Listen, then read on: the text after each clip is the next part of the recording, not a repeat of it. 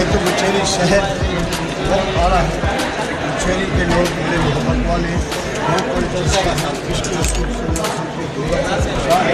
मालामाल और साथ साथ अगर उन्होंने बुचेरी का भी बना लिया है तो मैं समझता हूँ कि बुचेरी की खबरें आएगी आवाम तक पहुँचेंगी। उनकी जद्दोजहद, उनका इश्क, मोहब्बत, उनका इतिहास और वर्किंग का अंदाज है वो दूसरे लोगों तक पहुँचेगा और उनके लिए रहनुमाई का जरिया अल्हम्दुलिल्लाह ये 10वां प्रोग्राम है और साईं हजूर का वादा पूरा सरकार है और हर प्रोग्राम में तशरीफ लाते हैं। मैं इनका बहुत शुक्रिया कमिश्नर साहब का बहुत शुक्रिया हमें टाइम दिया बच्चों का जवाब